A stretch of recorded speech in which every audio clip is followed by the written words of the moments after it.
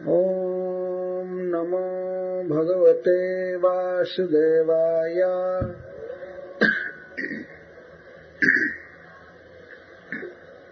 ॐ नमो भगवते वासुदेवाय।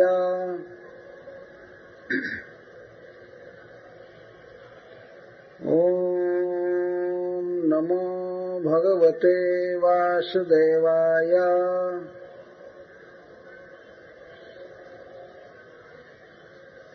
संवत्सरं पुंसवनं व्रतमेतद्विप्लुतं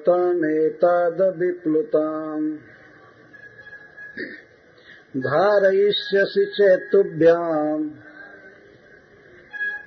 शक्रः भविता सुतः। संवत्सरं पुंसवनं व्रतमेतद्विप्लुतं धारयिष्यसि चेत्तुभ्यां शक्रः भविता सुतः। न ममारदितेर्गर्भः श्रीनिवासानुकम्पया बहुधा कुलिसक्षूणो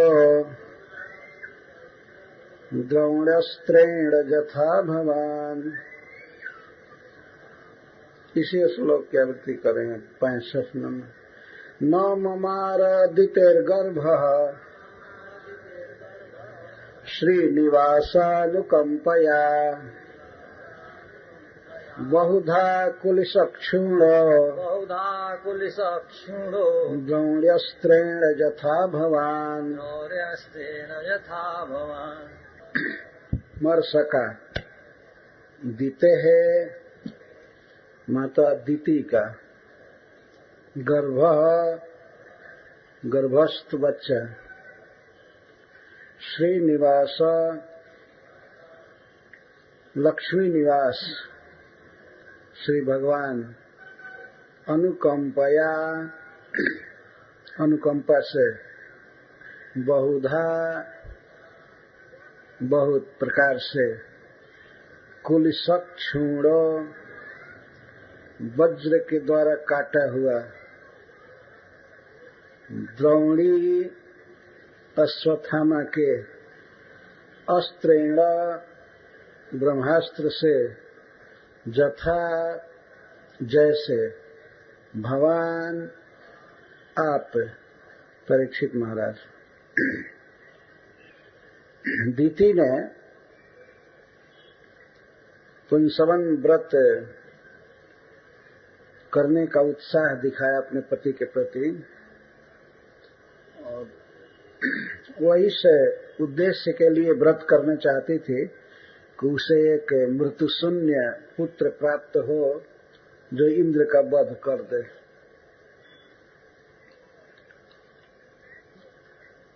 तो कश्यप जी अपने वचन की रक्षा के लिए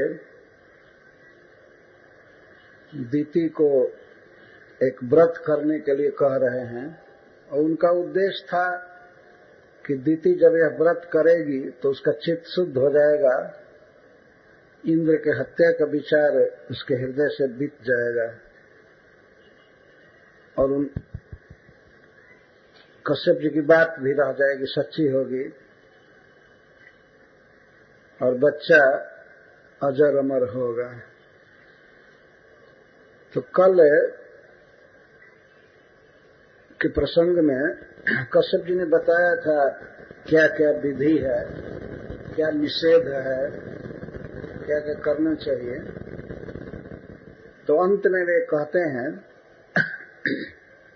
संवत्सरं पुंसवनं व्रतमेतद्विप्लुतं धारयिष्यसि चेत्तुभ्यं शक्रः भविता सुतः। सुनो दीति, यह पुंसवन व्रत है। पुंसवन का अर्थ जन्म देना।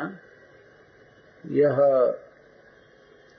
पुत्रद व्रत है, पुत्र देने वाला व्रत है, पुत्रोत्पत्ति करने वाला है। इस व्रत को 1 वर्ष तक करना है, संवत्सरम, 1 संवत्सर करना है।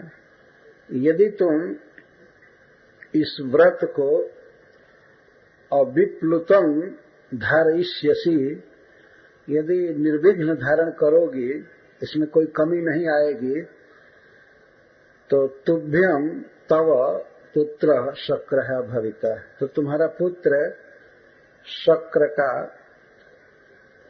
वध करने वाला होगा।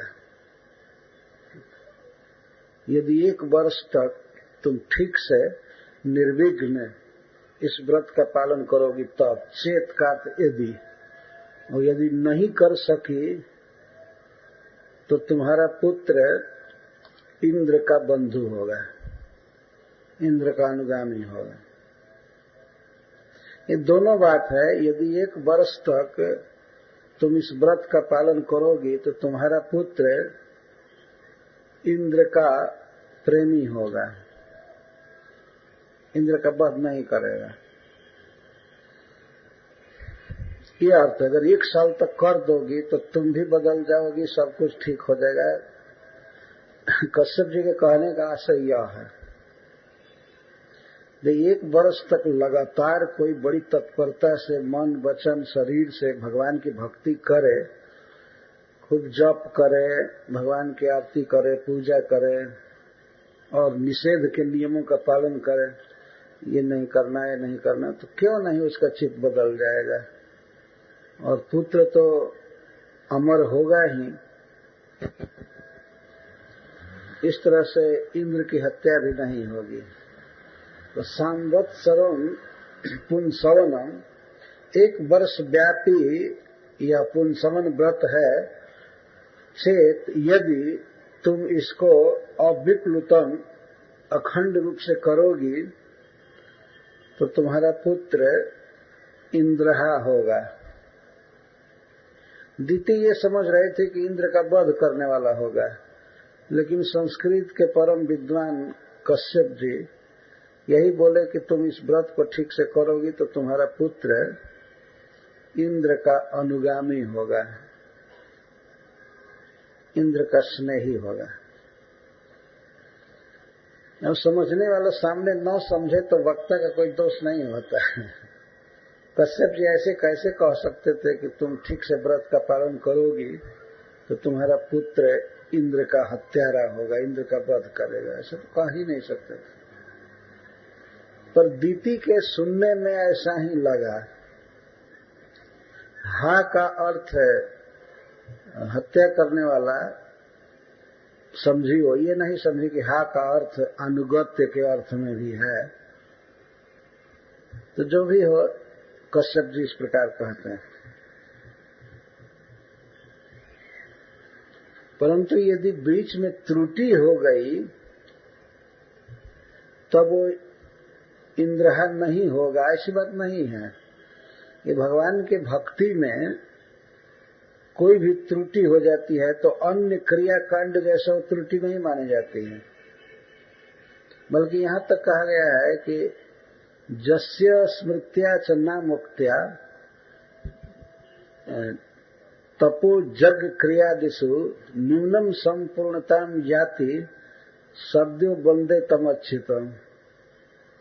यदि अन्य क्रियाएं व्यक्ति करता है, यज्ञ तप आदि, अगर उनमें कुछ कमी रह जाती है तो उस कमी को भगवान का नामोच्चारण और भगवान का स्मरण ही पूरा कर देता है। कोई व्यक्ति कुछ क्रिया कर रहा है, भगवान की याद कर ले या भगवान का नाम बोल दे तो उसमें जो भी कमी होती है सब पूरी हो जाती है।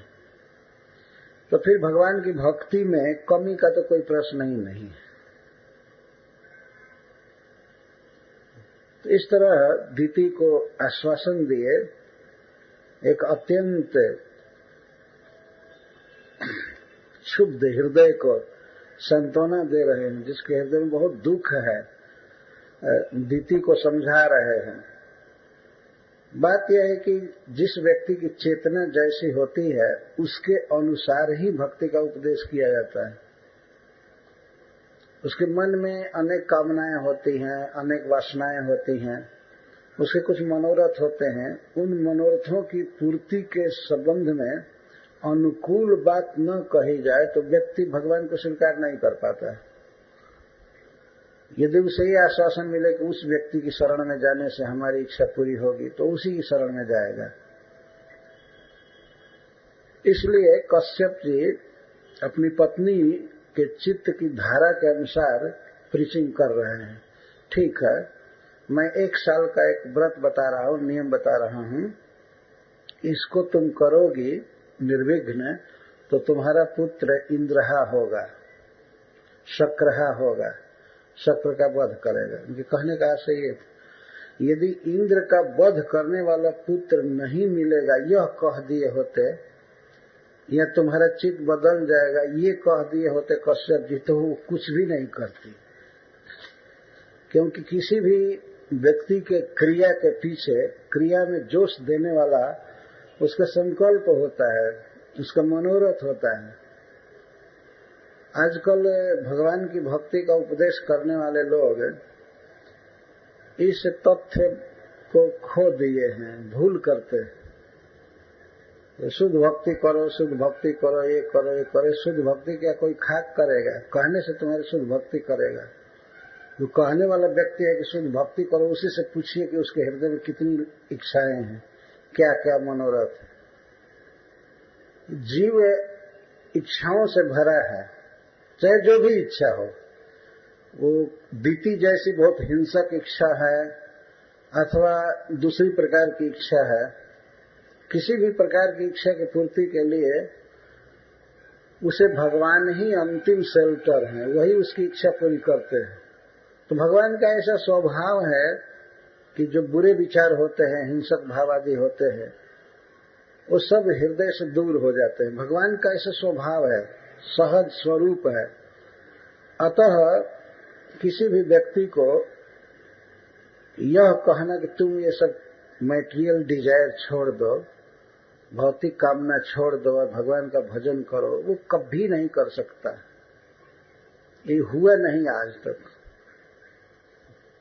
वो करेगा भगवान की भक्ति, नाम जप करेगा, प्रणाम करेगा, भागवत पढ़ेगा, सुनेगा, अपने आप वो सब कुछ हो जाएगा। उसका हृदय शुद्ध हो जाएगा, उसकी इच्छाएं पूरी हो जाएंगी। चाहे कितनी भी सांसारिक इच्छा हो, भगवान उसे पूरा कर देते हैं। श्रीमद् भागवतम में प्रसंग आया है कि कर्दम जी भगवान से स्पष्ट मांगे कि मैं विवाह करना चाहता हूं, आप हमारे धर्म में सहयोग देने वाली कन्या हमें दीजिए, न हमारा विवाह आप कराइए, भगवान से डायरेक्ट कर। तो भगवान ने कहा ठीक है, परसों आपके आश्रम पर मनु महाराज आएंगे अपनी पत्नी के साथ, शत्रुपा जी के साथ, और वे अपनी कन्या देवहूति को आपको अर्पित करेंगे। और इतना भगवान ने आश्वासन दिया, आप देवहूति के साथ धर्म पूर्वक रह करके संतान उत्पन्न करेंगे और मैं स्वयं ही मां को भक्ति योग का दान करने के लिए उसके गर्भ से जन्म लूंगा। भगवान विवाह भी तय कर रहे हैं और कहते हैं मैं ही पुत्र बनूंगा। अब इससे सुंदर गार्हस्थ जीवन क्या होगा। विवाह के पहले ही भगवान आश्वासन दिए कि मैं पुत्र बनूंगा। और भगवान कृष्ण कपिल देव के रूप में प्रकट हुए। तो इस प्रकार कश्यप जी ने तो 10,000 वर्ष तक तप किया था, पर उनके हृदय में यह इच्छा थी कि उनको योग्य पत्नी मिले जो भगवान की भक्ति में सहायता दे उनको। तो भगवान ने वो विवाह की व्यवस्था किया। इस प्रकार से धन की बात है। ध्रुव महाराज सर्वोपरि धन के अभिलाषी होकर के निकले थे। अपने सौतेली मां सुरुचि के वागवाणों से विद्ध होकर ध्रुव महाराज घर छोड़कर चले थे। नारद जी उन्हें शांति का मार्ग समझा रहे थे, कॉम्प्रोमाइज कराना चाहते थे, लेकिन ध्रुव महाराज ने कहा मैं मर जाऊंगा लेकिन लौट नहीं सकता। यदि आपके हृदय में दया है तो आप हमें बताइए कि भगवान कैसे मिलेंगे, और मैं भगवान से सर्वश्रेष्ठ लोक प्राप्त करना चाहता हूं। तब नारद जी ने अनुमोदन किया, कहा ठीक है, इसके लिए आप जाओ मधुबन, वृंदावन जाओ, वहां इस तरह से भजन करना, ये ध्यान करना, ये जप करना, ये चीज खाना, ऐसे नहाना, भगवान की पूजा ऐसे करना, सब सिखाया नारद जी ने। तो ध्रुव महाराज गए, 6 महीना उन्होंने द्वादशाक्षर विद्या का जप किया, ओम नमो भगवते वासुदेवाय। जपते जपते अंत में इनकी पूर्ण शुद्धि हो गई। भगवान से साफ कहते हैं कि स्वामिन कृतार्थोस्मि वरम न याचे, हे स्वामी मैं कृतार्थ हूं, मुझे कोई वर नहीं चाहिए, मुझे कोई इच्छा नहीं है। मैं तो कांच के टुकड़ा को पाने के लिए घर से चला था, परंतु मुझे स्पर्श मणि मिल गया, पारस पत्थर मिल गया जो लोहे को सोना बनाता। मुझे कुछ भी नहीं चाहिए, लेकिन फिर भी भगवान दिए। क्यों दिए ध्रुव लोग? कि लोग आगे ये न प्रचार करेंगे कि भगवान देते नहीं हैं, हृदय बदल देते हैं। कोई उपाय करके भगवान हृदय बदल देते हैं जिसे देना ना पड़े। भगवान ने सोचा ये कौन बेइज्जती लेने जाए, हमको देना ही है, तो जबरदस्ती ध्रुव महाराज को दिए। जबरदस्ती इतना बड़ा धन दिए। आज भी ध्रुव महाराज ध्रुव लोक के शासक हैं, स्वामी हैं, और सप्तर्षि मंडल में जो भी जीव रहते हैं सभी उनकी परिक्रमा करते हैं। वो वैकुंठ का प्रदेश है वास्तव में ध्रुव लोक। तो भगवान इस तरह देते हैं। तो यहाँ पर कश्यप जैसा परम दक्ष और प्रेमी पति अपनी पत्नी के उन्नयन के लिए, उसके उन्नति के लिए किस ट्रिक से काम कर रहा है। ठीक है, तुम व्रत का पालन करो तो तुम्हारा पुत्र सक्राहा होगा, लेकिन अखंड व्रत का पालन करना है। बहुत अच्छा से बताया था। तब दिति ने कहा, वाढ़म इत्य अभिप्रेत्याथ दिति राजन महामना काश्यपम गर्भमा धत्त व्रतम चंजो दधारसा। इस श्लोक में श्री सुखदेव जी महाराज परीक्षित को संबोधन करते हैं, हे राजन, सा दीति, वह दीति, सा दीति से याद दिला रहे हैं, वह दीति जो इंद्र के प्रति इतनी प्रतिशोध की भावना रखती थी, वह दीति पुंसवन व्रत के उपदेश की बात सुन करके वाढ़म का स्वीकार है। स्वीकार, ठीक है, मैं समझ गई और मैं करूंगी। इति अभिप्रेत्य, इस प्रकार अंगीकार करके और बड़े उत्साह से कश्यप जी के तेज को धारण किया, अर्थात उनके वीर्य को धारण किया। वो गर्भवती हुई, तो गर्भ को धारण किया और व्रत को धारण किया, दोनों को एक साथ धारण किया, चालू किया। महामना, हृष्ट मन वाले थे, मन में बहुत हर्ष था, उत्साह था। उत्साह इस बात का था कि मैं पुत्रवती बनूंगी और मेरा पुत्र अमर होगा, वो कभी भी किसी तरह से मारा नहीं जाएगा, और मेरा पुत्र मेरी सौत के लड़के को इंद्र को मार देगा। इस बात को सोच सोच करके वो बहुत खुशी में थी। महामना, महामना का अर्थ है महान मन वाली, अर्थात उसके मन में आशा और सुख छाया रहता था। तो गर्भ को धारण की, और गर्भ के धारण के साथ ही उसने व्रतम चांजह दधार सा, अंजह दधार, अंजह का अर्थ यथावत, जैसा उपदेश दिया था कश्यप जी ने, और सारा व्रत का पालन प्रारंभ किए, गर्भ धारण की और व्रत पालन प्रारंभ की। अब देखिए इंद्र भगवान की क्या दशा होती है सुन करके। उनको मारने के लिए पुत्र उत्पन्न हो रहा है। तो मातृ स्वसुर अभिप्रायम इंद्र आज्ञाय मानद शुश्रूषणे नाश्रम स्थान दीतिम पर्यचरत कवि। इंद्र देवता को यह सूचना मिली कि उनका वध करने के लिए उनकी सौतेली मां दीति गर्भ धारण की है और पुंसवन व्रत कर रही है। उनको यह भी सूचना मिली कि यदि 1 वर्ष तक व्रत पूरा हो जाएगा तो वह बच्चा निश्चित मेरा वध करेगा। मातृ स्वसु, स्वसा का अर्थ बहन, माई की बहन का अभिप्राय सुना इंद्र भगवान ने।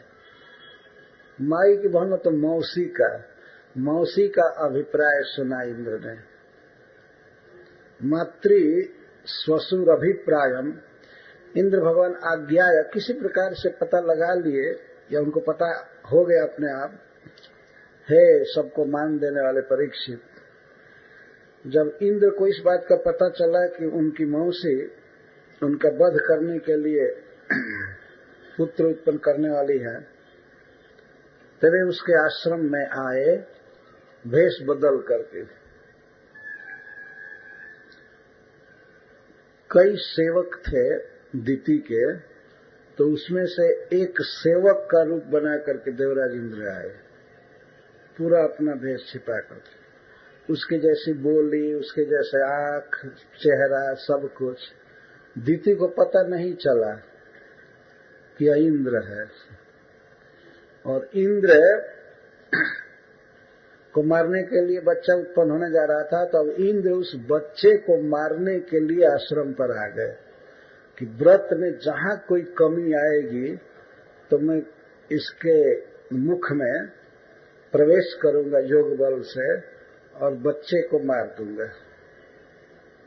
तो जब हमको मारने के लिए जन्म ले रहा है तो उसको जन्म न होने दूं, या वो समझते थे कि बिल्कुल न्याय है, मरता क्या न करता। जब हमको मरना है और वही लड़का मारेगा तो किसी भी तरह से वह मर जाए, जन्म न ले, इस फेर में पड़े। इंद्र शुश्रूषणेन आश्रमस्थान दीतिम परिचरत कवि। शुश्रूषणेन सब प्रकार से दीति की परिचर्या करने लगे। परिचर्या का अर्थ होता है हमेशा किसी के आसपास रहना और उसके अनुकूल काम करना, इसको परिचर्या कहते हैं। परितः चरण, परिचरण, जब किसी के आसपास ही हमेशा घुमा करे आदमी, चरण रहे, चले, उसकी इच्छा के अनुसार उसकी वस्तुओं को देते, इसको परिचर्या कहते हैं। तो इंद्र भगवान भेष बदल करके आए और दीति की परिचर्या करने लगे। शुश्रूषणेन, सेवा द्वारा परिचर्या करने लगे। परिचर्या मतलब निकट में थे, कई चीजें जुटाते थे, लेकिन शुश्रूषणेन, सेवा के लिए, उसको वास्तव में जिस चीज की जरूरत थी उसकी सप्लाई करते थे, देते थे। तो क्या क्या देते थे? नित्यम वनात् सुमनसः फलमूल समित कुशान पत्रांकुर मृदोपश्च काले काले उपाहरत। पूजा में जिन जिन वस्तुओं की जरूरत थी इंद्र विशेष रूप से वो सब जुटाते थे। नित्य ही वन से फूल लाते थे, फूल, फल, मूल और समिधा और कुश, इसके साथ पत्ते, अंकुर, दुर्वा दल आदि, और मिट्टी और जल, शुद्ध मिट्टी और जल आदि ये लाते थे, जुटाते थे। तो नित्य वन से पुष्प लाते थे माला बनाने के लिए, भगवान के लिए। जब दीति पूजा करती थी भगवान की तो इन सब वस्तुओं की जरूरत पड़ती थी। नित्यम वनात् सुमनस, वन से इंद्र पुष्प लाते थे, फल अनेक प्रकार के, और मूल, और हवन करने के लिए लकड़ी और कुश, घास, और पत्र, पत्ते, अंकुर, मिट्टी और अपह, जल लाते थे, रोज जुटाते थे। काले काले उपहार, जब जब जरूरत पड़ती थी तब तक वे लाते थे। कोई चीज 24 घंटे में एक बार ला देते थे, और कोई चीज जब जब पूजा में जरूरत पड़ती थी तो ला करके दिया करते थे। बहुत एक्सपर्ट थे। ऐसा नहीं समझना चाहिए कि तब इंद्र भगवान स्वर्ग छोड़ करके आ गए थे। वो स्वर्ग में भी रहते हैं, परंतु काय व्यूह रूप से दीति की भी सेवा कर रहे थे। तो दीति की सेवा कर रहे थे दीति के बच्चे का हनन करने के लिए, इस तरह से कपट वेश में। एवं तस्या व्रतस्थाया व्रत छिद्रम हरिर्नृप प्रेप्सु परिचरजीमो मृगहेव मृगाकृति। जैसे मृग का वध करने की इच्छा से व्याध बहेलिया कभी कभी मृग का आकार धारण करके और उसके पास आता है, मृगाकृति, मृग का आकार धारण करके आता है मृग का वध करने के लिए। तो इस प्रकार दीति के सेवक का रूप धारण करके इंद्र भगवान ऐसा कपट वेश धारण करके दीति की सेवा कर रहे थे। एवं तस्य व्रतस्थाया, वो व्रत में स्थित थी, नियम पालन कर रही थी, भगवान की भक्ति कर रही थी। तो हरि इंद्र, हे महाराज परीक्षित, नृप संबोधन कर रहे हैं। जैसे राजा लोग अपने शत्रु के छिद्र को, दोष को, कमी को पा करके उस पर अटैक करते हैं, तो इस तरह से इंद्र अपने शत्रु दीति के व्रत में कमी का शोधन कर रहे थे। कब कोई कमी आएगी तो मैं इसके बच्चे की हत्या करूंगा। व्रत छिद्रम प्रेप्सु, हमेशा इसी चिंता में रहते थे कि कब कहाँ कोई कमी आती है। परचर जिम्न, और कपट वेश में कपट पूर्ण सेवा कर रहे थे। तो कभी कभी ऐसा, जहां जैसे यहां लिखा गया है तो पता चलता है कि कोई बहेलिया मृग का आकार धारण करके और मृग की बोली भी बोलता है, तो मृग को विश्वास हो जाता है कि ये तो हमारी ही जाति का कोई है पशु हमारा, और निकट आता है मिलने के लिए तो बाण मार देता है उसके हृदय में। तो ये उदाहरण सुखदेव गोस्वामी देते हैं कि मृगाकृति ही जथा, मृग का वध करने वाले जैसे मृग का आकार धारण कर लेता है, इस तरह से इंद्र सेवा कर रहे थे दीति की। परंतु बहुत काल तक सेवा किए सब, और कभी भी कोई कमी नहीं आई।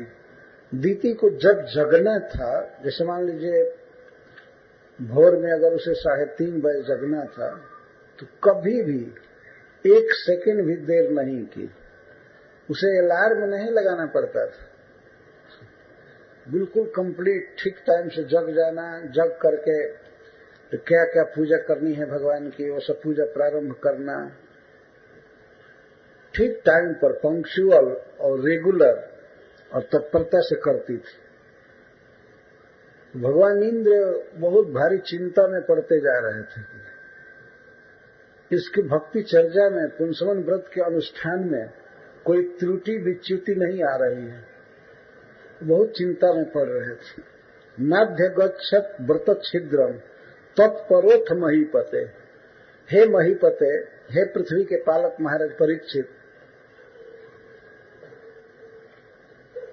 तत्परः अथ अपि, दीति का छिद्र अन्वेषण करने में वे बिल्कुल तत्पर थे, रात दिन लगे रहते थे कब कमी मिले। लेकिन ऐसे सावधान रहने पर भी व्रत छिद्रम न अध्यगच्छत, व्रत में कमी कहीं नहीं आई। तब तो चिंता तीव्राम गतः शक्र, घोर चिंता में पड़ गए। चिंता तो थी कि अब तो मुझे मरना ही पड़ेगा, अब तो मैं मरूंगा, क्योंकि व्रत में कोई कमी नहीं आ रही है। यह भी भगवान इंद्र का कितना बड़ा ज्ञान है, ये समझना चाहिए। कभी कभी बड़े लोगों में भी अकस्मात कोई बात समझ में नहीं आती। इंद्र एक भक्त हैं और भगवान की भक्ति की महिमा को पूरे जानते हैं, फिर भी इनको अब भय हो रहा है इनको तो जानना चाहिए था कि दीति यदि व्रत का पालन कर रही है और पूरा अच्छा से करेगी तब तो उसका हृदय शुद्ध हो जाएगा, मेरे प्रति द्वेष निकल जाएगा उसके मन से, ये मुझे नहीं मारने का संकल्प रखेगी। पर इस बात को वो हड़बड़ाहट में भूल गए थे। वो जानते हैं, जहां तक आगे आप सुनेंगे किस प्रकार दीति से भक्ति का उपदेश किए हैं। तो कभी कभी जल्दी में, घबराहट में व्यक्ति किसी सत्य को समझ नहीं पाता। जैसे एक उदाहरण दिया जाता है कि एक व्यक्ति के गले में कंठमणि थी, लेकिन उसको ऐसा ध्यान आ गया कि कहीं मैं रख दिया था। तो कंठमणि जो कंठ में पहना हुआ है वो न वहां देख करके तो अलमीरा खोल करके देखता है, कबाड़ में देखता है, इधर देखता है, इधर देखता है, इधर देखता है, लेकिन है उसके कंठ में। तो कोई व्यक्ति पूछे कि आप क्या खोज रहे हैं, तो वो कहेगा कि मैं अपने कंठ का आभूषण खोज रहा हूं, पता नहीं कहाँ खो दिया, कहाँ रख दिया, क्या हुआ। तो सामने वाला कोई व्यक्ति उसको कहे कि अरे क्या ये कंठ में पड़ा हुआ, इसको खोज रहे हैं, तो आदमी कहेगा अरे मैं तो भूल गया था, तो यहीं पर पड़ा हुआ है। इसको कंठमणि न्याय कहते हैं संस्कृत में। भगवान इंद्र भक्ति के उपदेशक हैं, भगवान के प्रिय हैं, लेकिन घबरा रहे हैं कि दीति यदि व्रत पूरा कर लेगी तो मेरी जान चली जाएगी, मैं मारा जाऊंगा। ये कैसे हो सकता है? जब वैष्णव व्रत कर रही है तो दीति ही आपके मां जैसा बन जाएगी, उसका हृदय का कलुष सब धुल जाएगा, साफ हो जाएगा। इस बात का अनुसंधान नहीं कर रहे थे। जब भगवान के भक्ति के प्रभाव का अनुसंधान नहीं था तो चिंताम तीव्राम गतः शक्र, वो अत्यंत दुखद चिंता में पड़ गए और सोच रहे थे के न में स शिवम त्रिह, अब इस अवसर पर या इस जीवन में मेरा अब शिवम कैसे, कल्याण कैसे होगा, मैं कैसे जीऊंगा। कश्यप जी जैसा महातेजस्वी ब्राह्मण, उनके पिताजी वचन दे चुके हैं और वो मांगी है, गर्भवती भी हो गई और व्रत का पालन भी ठीक से कर रही है, तब तो मुझे मरना ही है। इस चिंता में वे रात दिन पड़े रहते थे। किसी व्यक्ति को ये पता चले कि उसको मारने वाला जन्म ले चुका है और कभी भी मारेगा, तो क्या उसे भूख लगेगी, नींद लगेगी? जो पृथ्वी पर दशा है वही स्वर्ग में भी दशा है। जीना सब चाहते हैं, मरना कोई नहीं चाहता। इंद्र इतने बड़े देवता हैं, देवराज कहे जाते हैं, परंतु फिर भी उन्हें अपने जीवन की इतनी चिंता होने लगी। केन में स्या शिवम त्रिह, मेरा कार्य कैसे होगा, मेरा कल्याण कैसे होगा, बहुत चिंता में रहते थे। लेकिन किस तरह दीति के व्रत में कमी आई, इसको सुखदेव गोस्वामी बता रहे हैं। एकदा सा तु संध्यायाम उच्छिष्टा व्रत कर्षिता, अस्पृष्टवार्य धौतांघ्री सुस्वाप विधिमोहिता। एक दिन की बात है, दीति संध्या के समय सो गई, सूर्यास्त हो रहा था, उसे नींद आ गई। जो कि पहले निषेध किया गया था कि शाम के समय नहीं सोना है, सूर्य उगते समय या डूबते समय नहीं सोना है। तो सूर्य डूब रहा था, शाम का समय था और दीति को निद्रा आ गई। क्यों आ गई? व्रत कर्षिता, बेचारी व्रत करते करते दुबली हो गई थी, कमजोर हो गई थी। तो शरीर में अपार तेज था, सौंदर्य था, लेकिन शरीर कमजोर हो गया था। उपवास करते करते, भगवान का जप करते, पूजा करते, ठीक से सोना नहीं, ये नहीं, तो दुबली हो गई थी, थक गई थी। अतः जप करते करते ही सो गई। हरे कृष्ण कृष्ण कृष्ण हरे हरे, हरे राम राम राम। नींद आ गई शाम के समय। तो एक तो गलत सोई और उच्छिष्टा, कुछ खाई थी और खा करके उसने आचमन नहीं किया, खुला नहीं किया, मुंह नहीं धोया। वैसे ही हाथ में भी कुछ प्रसाद लगा था और मुख में भी ऐसे ही सो उच्छिष्टा और अस्पृष्ट वारी अधोतांगी। उसने जल का स्पर्श नहीं किया, अर्थात खुला नहीं किया, मुंह नहीं धोया और चरण भी नहीं धोया। सुस्वाप, वो बस सो गई शाम को। विधि मोहिता, वास्तव में इंद्र के प्रारब्ध से या विधाता की इच्छा से वो मोहित थी। दो कारण थे, तो व्रत करके थक गई थी, कमजोर हो गई थी, तो अपने आप नींद आ गई। और विधाता की ऐसी इच्छा थी, विधि मोहिता, ईश्वर की ऐसी इच्छा, वो सो गई। साल भर तक अखंड निर्विघ्न व्रत का पालन की थी, लेकिन एक दिन ऐसा हो गया। लब्ध्वा तदंतरम शक्रो निद्रा प्रहृत चेतसः, और ऐसी नींद आई दीति को कि निद्रा अपहृत चेतसः, उसकी चेतना पूरी चली गई, मतलब होश में नहीं रही, गाढ़ है सुषुप्ति में, निद्रा में पड़ गई। तो भगवान इंद्र को यह अवसर मिला, व्रत में कमी मिली, तो वे द्वितीय प्रविष्ट उदरम योगेशो योग माया। तो इंद्र योग के स्वामी हैं, योग शक्तियों के, अणिमा लघिमा आदि शक्तियों के स्वामी हैं। तो अपनी योग माया से, योग शक्ति से वे दीति के उदर में प्रवेश कर गए, दीति के मुख में प्रवेश किया और मुख के बाद वे जहां बच्चा था उदर में चले गए अपनी शक्ति से। पर काय प्रवेश आदि सिद्धियां उनको थी, दूसरे के शरीर में प्रवेश कर सकते थे, इसको पर काय प्रवेश कहते हैं। योगेशो योग माया, जब योगेश है ही, योग शक्तियों के ईश्वर है, जैसे अणिमा सिद्धि है, अणु से अणु हो जाना, छोटे से छोटा हो जाना, इतना छोटा हो गए कि वे दीति के गर्भ में पहुंच गए, चले गए उसके मुख से, और वज्र लेकर के गए बच्चे को मारने के लिए, प्रवेश कर गए। चकर्त सप्तधा गर्भम वज्रेण कनक प्रभम रुदंतम सप्त एवैकम मारोदी रीतितान पुनः।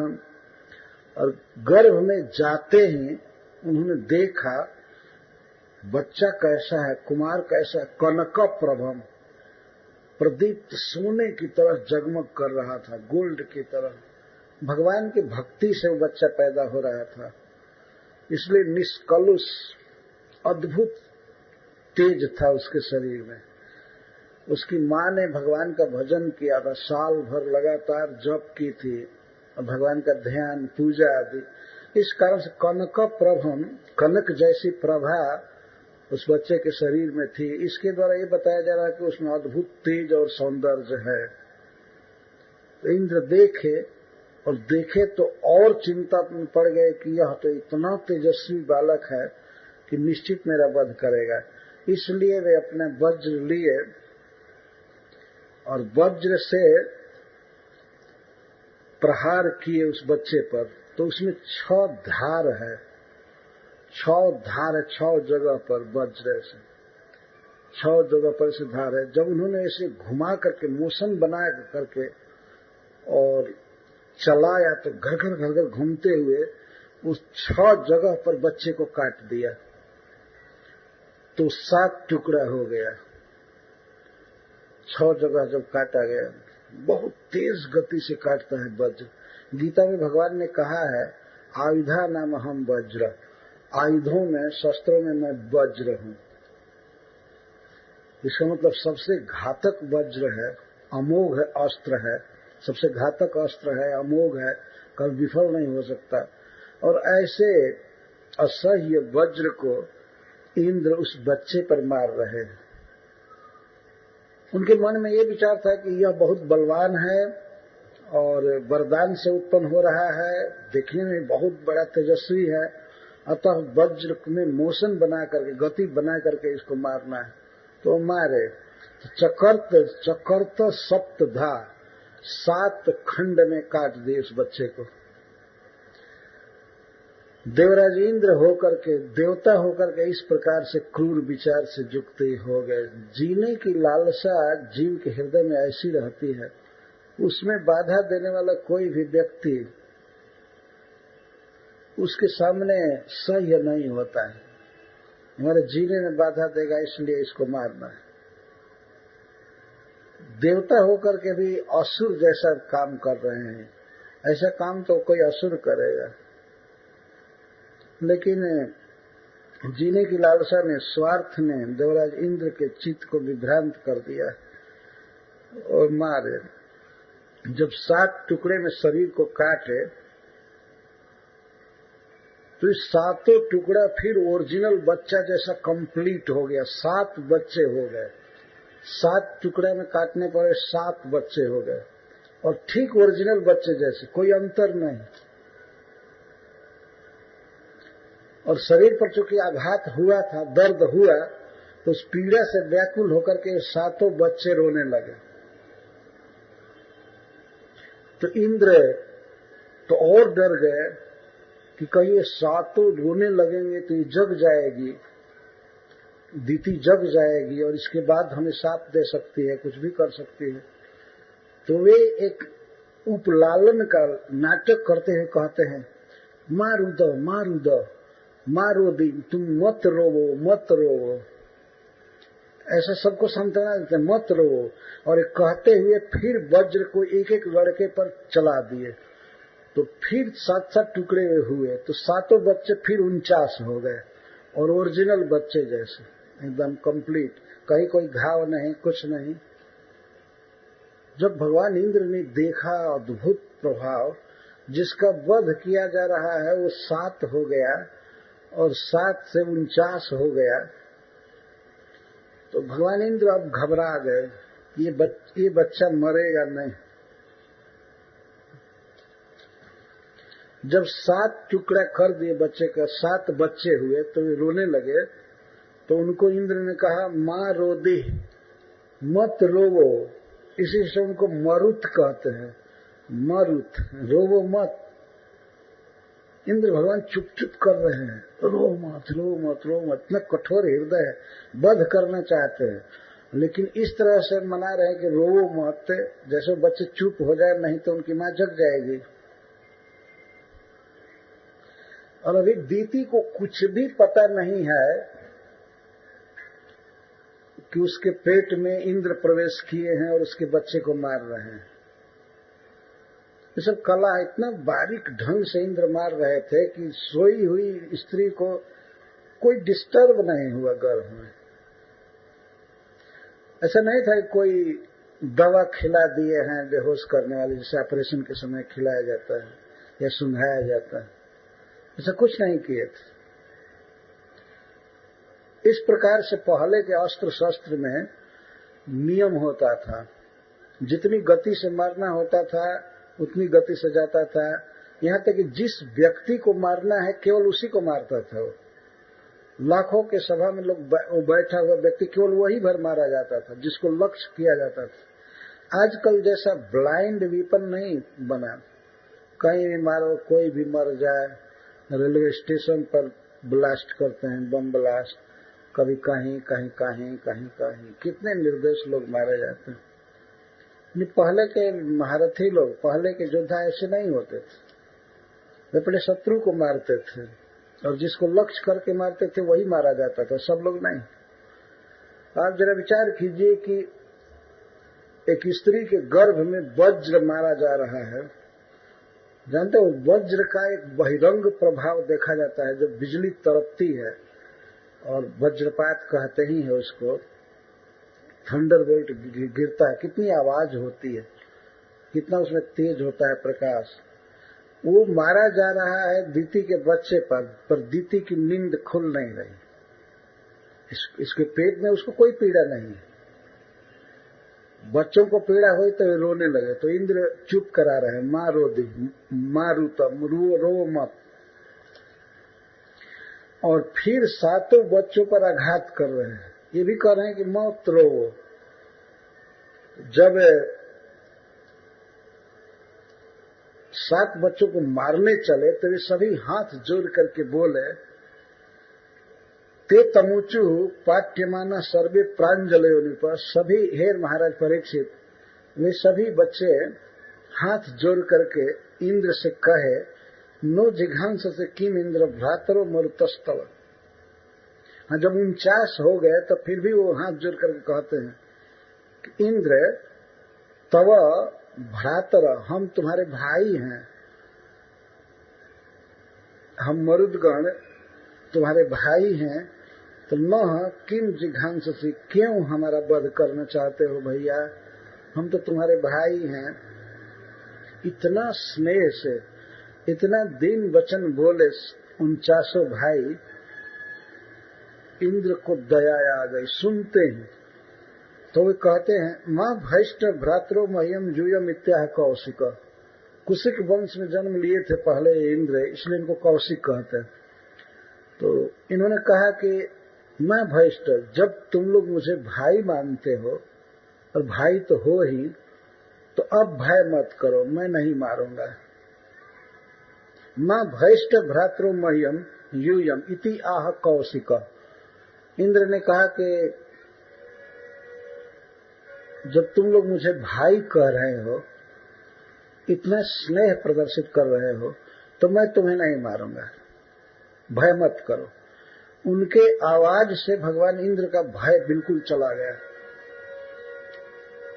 उनका जो स्वर निकल रहा था, पहले तो ऐसा था कि जब वज्र मारेंगे तो हो सकता है कि वे न मरें और उल्टे हमको मारेंगे। कश्यप जी का वरदान था, वो मार सकते थे, कुछ कह सकते थे या साप दे सकते थे कि तुम भस्म हो जाओ, हमको मार रहे। लेकिन जब इतना प्यार का शब्द उन्होंने सुना इंद्र भगवान ने कि हम आपके भाई हैं, हमें क्यों मार रहे हैं, तो इंद्र देवता समझ गए कि इनमें कोई भी द्वेष बुद्धि मेरे प्रति नहीं है, वास्तव में स्नेह से बोल रहे हैं, भाषा बता रही थी। तो उन्होंने कहा कोई बात नहीं, चिंता मत करो, भय मत करो, अब मैं तुम्हें नहीं मारूंगा। अनन्य भावान पार्षदान आत्मनो मरुताम गणान। इंद्र ने देखा कि ये हमसे अति स्नेह करने वाले हैं और ये हमारा पार्षद बनना चाहते हैं, ये 49 मरुदगण। तो इंद्र तो और फायदा न हो गए, वो आए थे मारने के लिए शत्रु समझ करके, लेकिन माता दीति के गर्भ में उन्हें जीवन में सबसे बड़े सहायक मित्र मिले 49, तो मारे नहीं। यहाँ पर एक प्रश्न हो सकता है कि दीति के गर्भ में जब एक बच्चा था तो शरीर को 7 टुकड़े काटने पर 7 बचा, और फिर एक एक को 7 खंड में बांटने पर 49 हो गए। तो क्या एक ही जीव 49 शरीर धारण किया कि 49 जीव उसमें आ गए तुरंत? तो कभी कभी तो काय व्यूह रूप से कोई योगी या कोई जीव बहुत जल्दी पाप और पुण्य का फल भोगने के लिए अनेक शरीर धारण कर लेता है या उसे दिया जाता है। लेकिन वास्तविकता यह है कि जब दीति के पुत्र का शरीर काटा गया 7 खंड में, तो माया शक्ति के द्वारा, भगवान के बहिरंगा शक्ति के द्वारा 7 जीव तत्काल उसमें भर्ती किए गए। एक तो था ही पहले से, और दूसरा 6, 7, और जब 49 टुकड़े में हुआ तो 49 जीव उसमें डाले गए। यह भगवान के शक्ति की सटल व्यवस्था है, सूक्ष्म, सब लोग नहीं समझ पाते हैं, लेकिन ऐसा देखा जाता है। जैसे भगवान वेदव्यास देव के उपदेश से गंधारी का गर्भ गिराया, असल में गंधारी को बहुत काल तक गर्भ रहा, वो बहुत पीड़ित थी। तो वेदव्यास देव के उपदेश से उसने अपने पेट पर पेट पर पत्थर मारा, कुछ पीड़ा से व्याकुल होकर के, तो उसे गर्भपात हुआ, गर्भपात नहीं कहेंगे, प्रसव हुआ बच्चा, लेकिन एक मांस का टुकड़ा था। तो फिर उसको 100 टुकड़ा में खंडित किया गया और भगवान वेदव्यास देव ने कहा कि इसे घड़े में रखो, भिन्न एक एक घड़े में। तो 100 पुत्र हो गए, वो शरीर डेवलप होकर के 100 पुत्र बना और एक लड़की, दुर्योधन की एक बहन। तो 100 जीव वास्तव में उसमें आए। इस लोक में भी हम लोग देखते हैं, कोई लता या गुड़ में, या जैसे गन्ना है, गन्ना को कई टुकड़ा करके और रोपा जाता है, तो प्रत्येक गन्ना अंकुरित होता है और बढ़ता है। तो अलग अलग उसमें जीव है। पहले जब गन्ना एक रहता है तो एक ही जीव उसमें रहता है, परंतु काट करके जब अलग अलग डाला जाता है तो भगवान की सूक्ष्म माया शक्ति की सूक्ष्म व्यवस्था है, उसमें जीव डाले जाते हैं और वो कई गन्ने हो जाते हैं। तो इस प्रकार से दीति के गर्भ में 49 बच्चे हुए। तो यह भगवान की एक सूक्ष्म व्यवस्था है, यह बिल्कुल संभव है। ओरिजिनल बालक हो गए।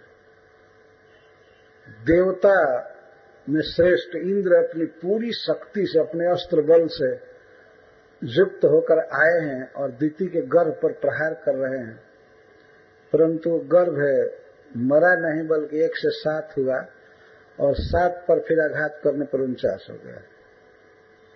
देखिए भगवान की शक्ति। कब क्या होगा, भगवान क्या चाहते हैं, जानना बहुत कठिन होता है। तो भगवान इंद्र से वे कहने लगे कि हम आपके भाई हैं, हम आपके प्रेमी हैं, आप हमें क्यों मार रहे हैं। तब इंद्र कहते हैं कि ठीक है, भय मत करो, मैं नहीं मारूंगा। तो दीति का गर्भ नहीं मरा। क्यों नहीं मरा? अमोघ वज्र मारा जा रहा है और मारने वाला इतना बड़ा बलवान व्यक्ति देवराज इंद्र मार रहे हैं, और वो भी बच्चा अपने मां के उदर में है। कितना टेंडर, कितना डेलिकेट शरीर होगा, कितना कोमल, लेकिन फिर भी नहीं मरा। क्यों? न ममार दितेर गर्भ श्री निवासानुकंप। एक ही कारण है, लक्ष्मीपति भगवान उसकी रक्षा कर रहे थे। भगवान श्रीनिवास की अनुकंपा से नहीं मारा। अनुकंपा मतलब सहज दया, वात्सल्य भाव। और दृष्टांत देते हैं, जैसे द्रोणी के अस्त्र से, द्रोण पुत्र और अश्वत्थामा के ब्रह्मास्त्र से आप नहीं मारे गए। यदि अश्वत्थामा ब्रह्मास्त्र से प्रहार किया उत्तरा के गर्भ पर, परंतु फिर भी भगवान श्री कृष्ण रक्षा कर रहे थे, इसलिए आप नहीं मरे। परीक्षित महाराज गर्भ में थे। तो दीति के गर्भस्थ शिशु पर आघात किया गया है। अतः ये घटना सुखदेव गोस्वामी को तुरंत याद आ गई। आप भी जब गर्भ में थे तो आप पर बहुत बड़े अस्त्र से आघात किया गया था, ब्रह्मास्त्र से, लेकिन आप नहीं मरे। बहुधा कुलशक छूण, यदि वज्र के द्वारा शरीर कई जगह काटा गया, 6 जगह काटा गया था। जीने का कहाँ प्रश्न था, और रियली में काट दिया गया। ऐसा नहीं हुआ केवल काटने जा रहा था, 6 जगह टुकड़ा टुकड़ा किया गया, परंतु वो 7 टुकड़े वाला 7 टुकड़ा पुनः ओरिजिनल बच्चा जैसा हो गया। क्यों हुआ? क्या कोई कारण सोचे? कैसे बच गया? क्या वो बचने की स्थिति थी? पर श्री निवास तो कुछ भी कर सकते हैं। श्री का अर्थ लक्ष्मी जी और निवास का अर्थ वास करती हैं। भगवान के वक्षस्थल पर श्री जी वास करते हैं, तो भगवान को श्री निवास कहते हैं। यह श्री का अर्थ है सौभाग्य, श्री का अर्थ सफलता, सुख। जो भी सुख है, सौभाग्य है, सब कुछ भगवान में निवास करता है, इसीलिए उनको श्री निवास कहते हैं। श्री जी भगवान के आश्रय में रहती हैं। किसी व्यक्ति को यदि सौभाग्य चाहिए, धन चाहिए, लंबी उम्र चाहिए, विद्या चाहिए, कुछ भी चाहिए, तो उसे भगवान की शरण में आना चाहिए। भगवान में ही श्री वास करती है, तो इसलिए उनको श्रीनिवास कहते हैं। तो श्रीनिवास की अनुकंपा से दीति का गर्भ न ममारा, नहीं मरा। भगवान कहीं भी रक्षा कर लेते। कौन रक्षा करने गया वहां पर? मां बेचारी बेहोश निद्रा में पड़ी हुई है, पिता को पता नहीं है, बच्चा गर्भ में है। कौन रक्षा किया? श्रीनिवास रक्षा किए। भगवान रक्षा करते हैं। और अन्य बच्चों की भी जो रक्षा हो रही है, गर्भ में 9-10 महीने तक बच्चा रहता है, उसको भोजन देना, पानी देना, जिला करके लाना, ये सब भगवान का ही काम है। वास्तव में भगवान रक्षा करते हैं।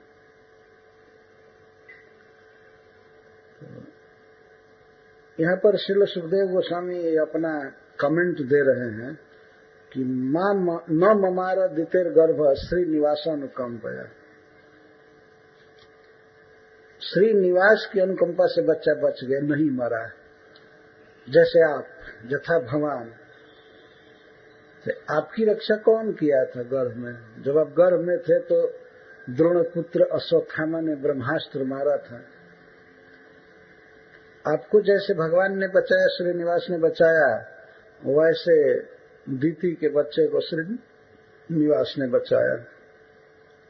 जबकि कई जगह पर काटा गया था। बहुधा कुलिशक छूड़ा, छूण का अर्थ छिन्न भिन्न, और कुलिश माने वज्र, वज्र के द्वारा मारा गया था। ये बहुत ही आश्वासनदायक ये विवरण है कि भगवान की कृपा से बच्चा वज्र के द्वारा मारे जाने पर भी बच गया, नहीं मरा। भगवान के महत्ता, भगवान के महाप्रभाव को समझने के लिए प्रसंग है। भगवान जिसको बचाना चाहते हैं कोई नहीं मार सकता, और भगवान जिसको मारना चाहते हैं कोई बचा नहीं सकता। राखे कृष्ण मारे के, मारे कृष्ण राखे के, कहावत है। यदि कृष्ण मारना चाहें तो कोई नहीं बचा सकता है, और कृष्ण यदि बचाना चाहें तो दुनिया लगी रहेगी, वो व्यक्ति नहीं मार सकता है। ये तो कितना बड़ा उदाहरण है कि बच्चा इस तरह से असहाय अवस्था में मां के गर्भ में है, कोई बुद्धि नहीं होती, कोई हाथ पैर का संचालन नहीं हो सकता, कहीं भाग नहीं सकता, कुछ भी नहीं हो सकता, और सबसे बड़ा अमोघ अस्त्र मारा जा रहा है, और मारने वाला भी देवताओं का नायक है, महान शक्तिशाली। जिस वज्र के प्रभाव से पर्वत भी विदीर्ण हो जाते हैं, वृत्रासुर जिस वज्र से मारा गया, और भी कितने लोग बड़े बड़े असुर मारे जाते हैं, पर वह वज्र दीति के गर्भस्थ शिशु का कुछ भी नहीं कर पाया। प्रभाव डाला, काट दिया, लेकिन बच्चा मारा नहीं, जीत गया। और इंद्र भगवान अगर और मारे होते तो कई हजार हो गए होते, तो वहीं वो रोक दिए। और उनको ये भी भय हो गया कि मैं अपराध कर रहा हूं, भगवान के भक्त का वध करना चाहता हूं, नहीं कर पाऊंगा। तो इस बात को कैमुत्य न्याय से सुखदेव गोस्वामी कहते हैं कि सक्री दृष्टवादि पुरुषम पुरुषो जाति सात्मताम साम्यताम संवत्सरम किंचिदूनम दित्या जद हरिरार्चितः सजुर इंद्रेण 50 देवास्ते मरुतो भवन व्यपोहि मातृदोषम ते हरिणा सोमपाह कृता। यदि कोई व्यक्ति एक बार भी सकृत का अर्थ है एक बार, जीवन में एक बार, जीवन में एक बार भी आदि पुरुष भगवान विष्णु का पूजन करता है, इष्टवा, यदि भगवान का जीवन में एक बार एक दिन भी पूजा कर दिया, तो वह व्यक्ति भगवान के स्वरूपता को प्राप्त करता है। भगवान जैसा उसका शरीर बनता है, वो शरीर मिलता है, भगवान जैसा वैभव और भगवान जैसा स्वभाव, उसको स्वरूप मुक्ति मिलती है। भगवान के धाम में रहने का अवसर मिलता है, भगवान के साथ साथ रहना, उनका दर्शन करना, ऐसा इतना बड़ा सौभाग्य मिलता है। किसको? सकृत इष्टवा। एक बार भी अगर भगवान की पूजा किया तो उसे भगवान का स्वरूप मिलता है, भगवान के निकट रहने का सौभाग्य मिलता है।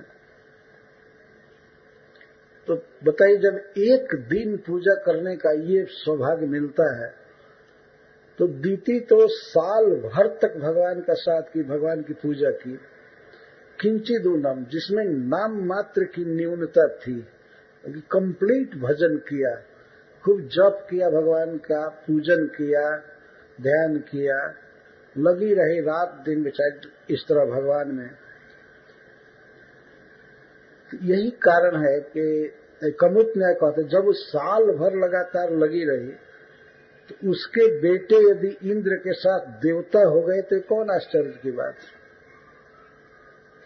नहीं मरे, देवता हो गए, कौन आश्चर्य की बात। सकृद इष्टवादि पुरुष, आदि पुरुष श्री भगवान को कहते हैं, तो आदि पुरुष है, सभी जीवों के जन्मदाता है, जन्म भी देते हैं, पालन भी करते हैं। ऐसा नहीं केवल जन्म दे दिया और पालन दूसरा करेगा। भगवान पालन करते हैं, पालन करने के लिए भूमि बनाए हैं, हवा पानी सब कुछ बनाए भगवान। पालन करने के लिए, मेंटेनेंस के लिए सब व्यवस्था होती है। पृथ्वी में अनेक वस्तुएं रख दिए हैं, जिसको जीव खाता है, पहनता है, ये पृथ्वी से घर बनाता है। भगवान की ये अद्भुत विराट व्यवस्था है, सबको जिलाने के लिए, खिलाने के लिए।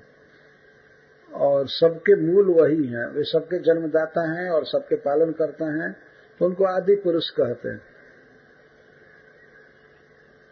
तो ऐसे आदि पुरुष का जरा प्रभाव देखिए यहां, जिनका एक बार पूजन करने वाला व्यक्ति उनके स्वरूपता को प्राप्त करता है, भगवान अपने समान बना लेते हैं, उसको अपने समान सुखी बना लेते हैं।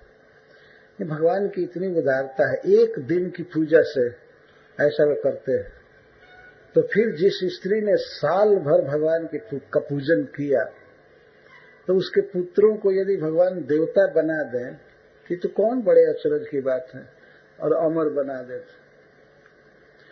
और वो भी किंचित ऊनम, थोड़ी सी कमी उसमें रही, बस एक दिन केवल हाथ पैर न धो करके जूठे में सो गई, बस इतना ही कमी हुई। ये कोई कमी थोड़े है, भगवान की पूजा में कोई कमी नहीं होती है। जीव को जो भी योग्यता प्राप्त है, जो भी भाषा जानता है, जितनी शक्ति उतना करे, वही काफी है। भगवान कमी नहीं देखते हैं, कभी भी कमी पर विचार नहीं करते हैं। जैसे मान लीजिए कोई पुत्र है, छोटा सा बेटा है और अपने पिता की सेवा करना चाहता है, तो पिता के लिए वो पीढ़ा उठा करके लाता है या गिलास में पानी लावे, और पानी अगर लेकर के पिता के पास न भी पहुंचे, वो गिलास गिर जाए, फिर भी पिता कभी क्या दोष बुद्धि करेगा कि अरे इसको सेवा नहीं करने आया, कभी नहीं सोचेगा।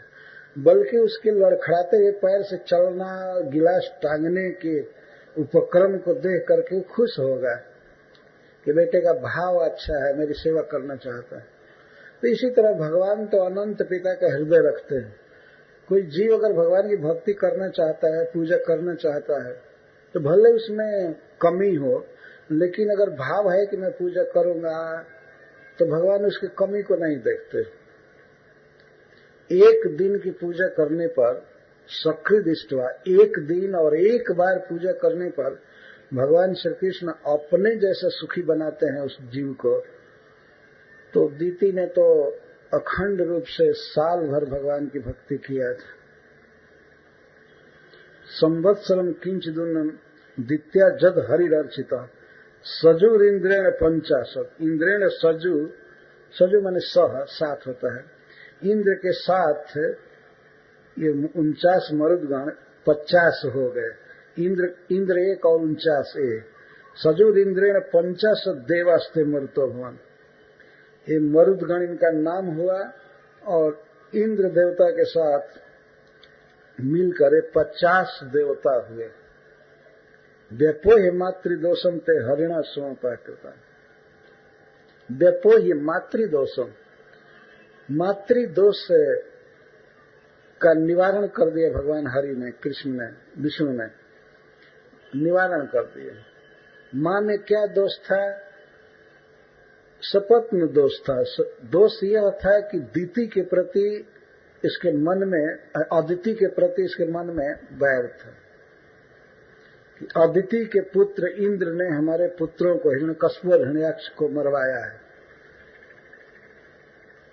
तो इन 49 पुत्रों के मां में यह दोष था, मातृदोष या आसुर भाव जो भी था, तो उसको व्यपोह्य भगवान विष्णु ने उसे दूर कर दिया अथवा इंद्र ने दूर कर दिया, जो भी कहा जाए।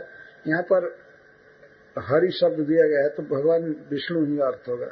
तो भगवान ने मातृदोष दूर करा करके और इन 49 मरुदगण को सोमपाह कृता, इनको यज्ञ भाग ग्रहण करने वाला बना दिए। यज्ञ किया जाता है इन देवताओं के लिए, यज्ञ भाग ग्रहण करते हैं। कहाँ असुर वंश में जन्म हुआ, दैत्य वंश में जन्म हुआ, लेकिन ये देवता हो गए। तो ये कोई बहुत बड़ी बात नहीं है, थोड़ा ही हुआ। वैसे तो दीति ने जिस तरह से व्रत किया है तो उसके कारण ये सारे मरुदगण भगवान के धाम के अधिकारी हैं। तो फिर देवता हुए तो ये कौन बड़ी बात। सुखदेव गोस्वामी यह कह रहे हैं, सजोर इंद्रेण 50 देवास्ते मरुतो भुवन व्यपोहि मातृदोषम ते हरिणा सोमपाह कृता। हरि के द्वारा ये सोम रस के अधिकारी बनाया गया, मतलब यज्ञ भाग ग्रहण करता बनाया गया। देवताओं में भी श्रेष्ठ देवता और इंद्र के बिल्कुल समान आसन पर बैठते हैं 49, इनके साथ ही इंद्र रहते हैं। जब महाराज परीक्षित ने प्रश्न किया था, कथम तो आसुरम भावम अपोहि औत्पत्तिकम गुरु, हे गुरुदेव, हे सुखदेव गोस्वामी, आसुर भाव को छोड़ करके ये देवता कैसे हो गए? इसके उत्तर में यही आ रहा है कि यह है भगवान के भजन का प्रभाव। माता दीति ने भक्ति किया भगवान की, तो उसके भजन के प्रभाव से बच्चे इतने शुद्ध हो गए और देवता हो गए। यही तो लाभ है भगवान की भक्ति में। अगर परिवार में कोई एक व्यक्ति भी भक्ति करता है तो उसके कारण परिवार के सारे लोग भगवान के कृपा के भाजन बनते हैं। भगवान का स्वभाव है, अपने भक्त के परिवार, संबंधी, देश आदि को सुखी करते हैं। जैसे दीति ने व्रत किया तो उसके बच्चे को क्या पता था कि माँ भजन कर रही है, भगवान की पूजा कर रही है, लेकिन बच्चा बहुत भाग्यशाली था, ऐसे माँ के गर्भ में था जो माँ भगवान की भक्ति कर रही है। तो दीति के भजन का प्रभाव बच्चों पर हुआ। मरे नहीं बच्चे एक अलग चीज है, यह भी देखिए भजन का प्रभाव, मरे नहीं। और दूसरा महाप्रभाव के देवता हो गए। ऐसा नहीं हुआ कि जीवित रह गए और असुर बन करके शराब आदि पीते हैं और जी रहे और हिंसक काम करते। नहीं, जी तो गए, मरे नहीं और जी करके देवता बने, सोमपाह कृता।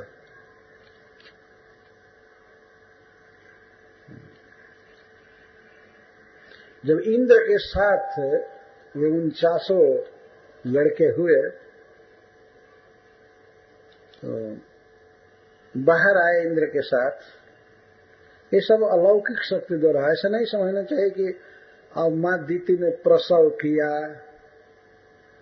योग बल से जब इंद्र ऐसे प्रवेश कर सकते थे और बच्चे भगवान की भक्ति से उत्पन्न हुए थे तो प्रकट हो गए इंद्र के साथ। और उन 50 का व्यवहार बता रहा था 49 का कि इंद्र के साथ उनका बहुत प्रेम है।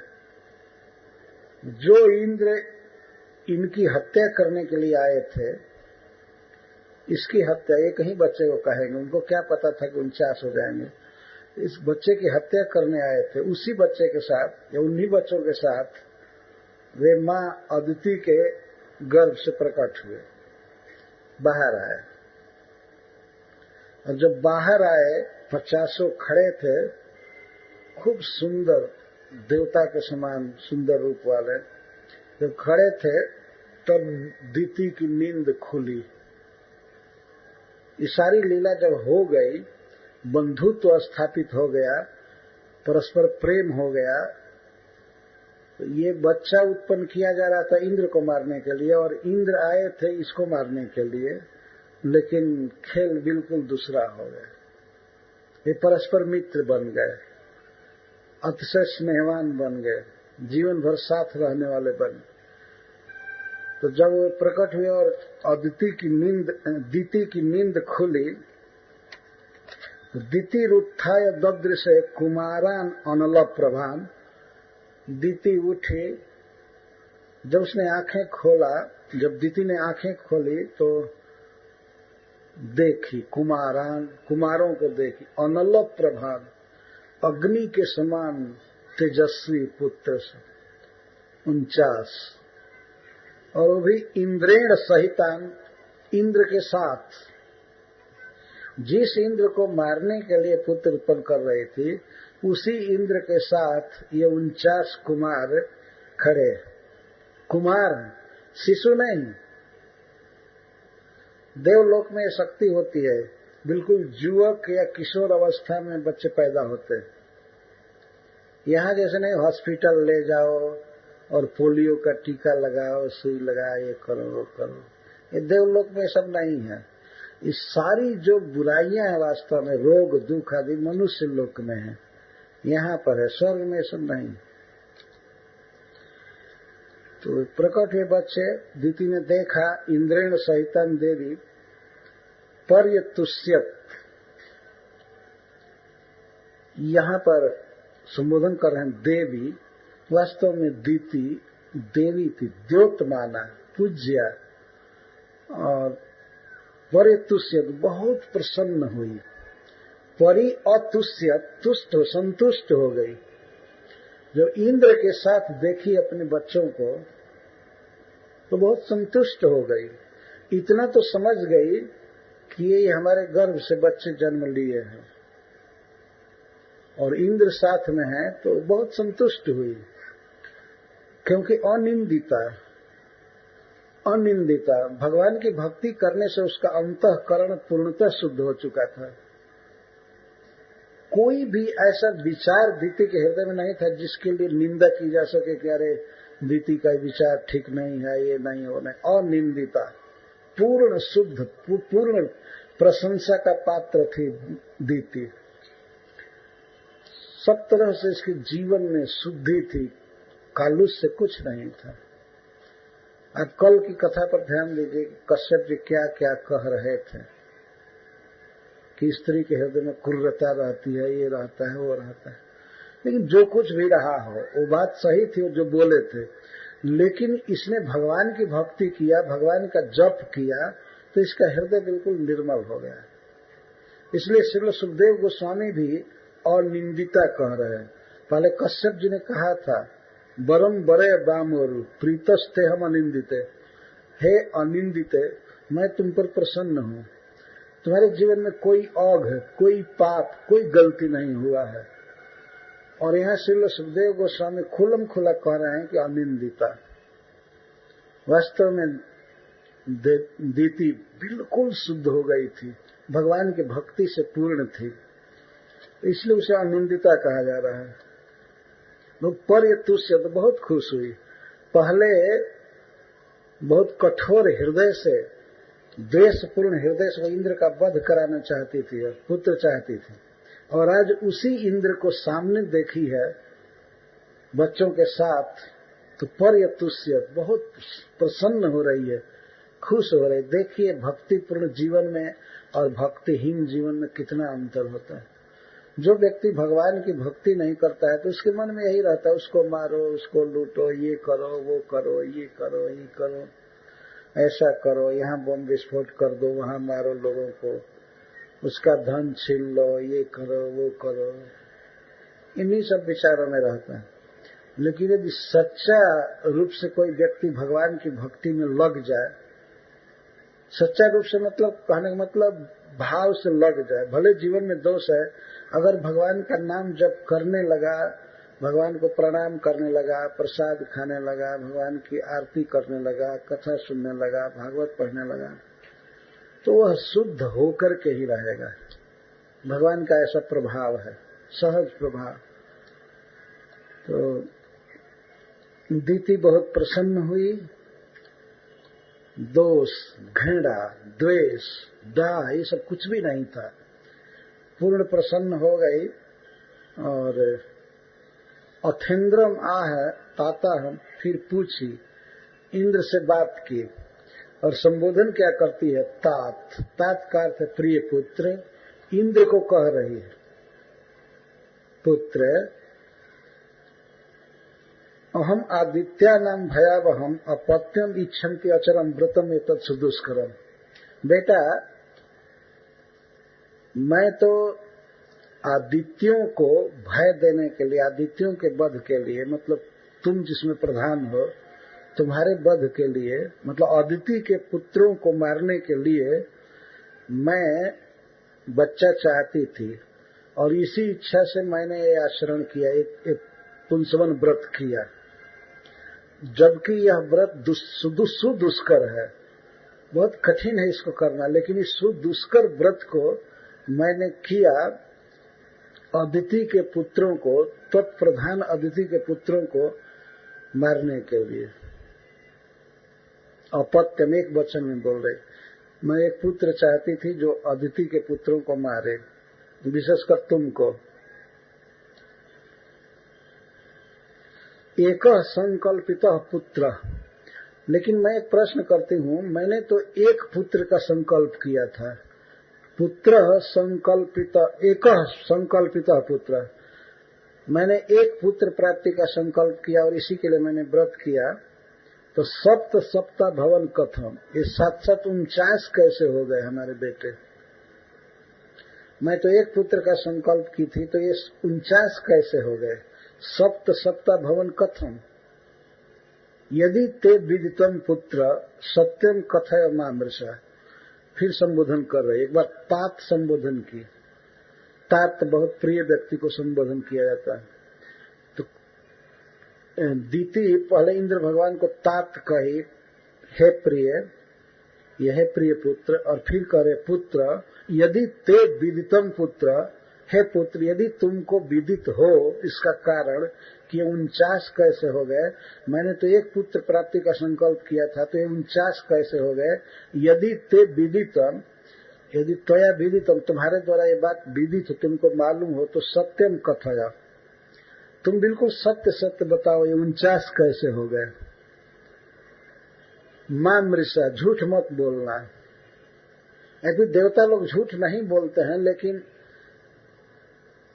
फिर भी मनुष्य की भाषा में दीति बोल रही है कि मां मृषा, सत्यम कथया मां मृषा, सत्य बोलो, झूठ मत बोलना। देवताओं के लोक में झूठा नहीं बोला जाता है, ये झूठ केवल मनुष्य समाज में चलता है। बल्कि उपनिषद में यह भी कहा गया है कि ब्रह्मा जी झूठ बोलने के लिए ही मनुष्यों की सृष्टि की है। यह बिना झूठ बोले काम चल ही नहीं सकता है। कोई भी डिपार्ट हो, कुछ भी हो, बिना झूठ के काम चलेगा ही नहीं। इसीलिए देवा सत्यम, अनृता मनुष्य, अनृता मनुष्य, ऐसे कहा, दैवम सत्यम अनृता मनुष्य। सत्य बोलने के लिए ब्रह्मा जी ने देवताओं को बनाया है और झूठ बोलने के लिए मनुष्यों को। तो फिर भी यहाँ पर सावधान करे कि बेटा सत्य बोलो कि ये 1 से 49 कैसे हो गए। और इंद्र भगवान को तो पूरा मालूम है, वही काट काट कर 49 किए हैं। और माँ दीति पूछ रही है कि सत्यम कथ है, सत्य बोलो। मैंने तो एक पुत्र का संकल्प किया था, तो 49 कैसे हो गए? तो भगवान इंद्र ने देखा कि जब माँ इतना निष्कपट भाव से खोल करके बोल रही है कि तुमको मारने के लिए मैं पुत्र चाहती थी, इतना खोल करके बोल दिया, तो वे भी कपट छोड़ करके पूरी बात बोल रहे हैं, साफ साफ बोल रहे हैं। इंद्र उवाच अम्बते हम व्यवसितम उपधार्या गतोन्तिकम। हे अम्ब, हे अम्बा, अम्मा, हे माँ, देखिए संबोधन एकदम निष्कपट भाव से शुद्ध हृदय से बोल रहे हैं। हे माँ, जब से मैंने तुम्हारा व्यवसित निश्चय सुना कि मुझे मारने वाला पुत्र चाहती हो, तो मेरा तो होश उड़ गया था। मेरा खाना और नींद भी सब चला गया था, मैं बिल्कुल सुख में नहीं था। जब से सुना तुम्हारा निश्चय, तो इस निश्चय को सुन करके ही मैं अंतिकम आगत तुम्हारे पास आया। और मैं वो जो सेवा कर रहा था सेवक, वो कोई सेवक नहीं था, मैं ही था, तुम्हारी सेवा कर रहा था। और तुम्हारी सेवा में कर रहा था कि तुम्हारे व्रत में कब कोई कमी आ रही है, कमी आने पर मैं तुम्हारे बच्चे का घात करूंगा, वध करूंगा, मैं ये सोच करके आया था। अच्छा, तो दीति कहती है अच्छा तुम सेवा कर रहे थे। अब कोई क्रोध नहीं है, स्नेह है इंद्र के प्रति। स्वाभाविक अब सोच रही है कि बेचारे को मारने के लिए अगर मैं पुत्र चाहती थी तो ये जीने का उपाय करे, तो स्वाभाविक ही था। कोई दोष दृष्टि नहीं कि तुम इतना हिंसक बन करके आए या कपट करके आए, अरे कपटी, ऐसा बोली नहीं, बहुत प्रेम से बोलती। तो इंद्र कहे कि मैं तुम्हारे निश्चय को सुन करके यहाँ आया, तुम्हारी सेवा करने लगा। मैं व्रत में छिद्र देख रहा था, कमी ढूंढ रहा था, मुझे नहीं कमी मिली, बहुत चिंता व्यापी। लेकिन माँ, तुम एक दिन संध्या के समय सो गई, मुंह नहीं धोई, हाथ पैर नहीं धोई, उच्छिष्ट मुख जूठे मुंह सो गई। तो लब्धांतर मुझे अवसर मिल गया, और अवसर मिल गया, मैं तुम्हारे गर्भ में प्रवेश किया, तुम सो गई थी, तुम्हारे उदर में मैं प्रवेश किया मुख से, तुम सो गए थे, तुमको पता नहीं चला। और मैं गर्भ में जाते ही, उदर में जाते ही, अच्छिदम गर्भ में गर्भ पर प्रहार किया, काट दिया, सीधा 7 टुकड़ा में काट दिया। एकदम सत्य बोल रहे हैं और निष्कपट भाव से मैं गर्भ को काट दिया। तो मान लीजिए अगर दीति तो नहीं पूछती है, लेकिन ये पूछा जाए कि अरे देवता हो करके तुम इतना जघन्य, इतना निर्दय काम किए, बच्चे को काटे, बच्चे पर प्रहार किए। तब कहते हैं अर्थ बुद्धि न धर्म दृक। माँ, जो व्यक्ति अतिशय स्वार्थी होता है, अपने प्रयोजन में ही जिसकी बुद्धि लगी रहती है, वो फिर धर्म पर दृष्टि नहीं रखता है कि हमारा कर्तव्य क्या है।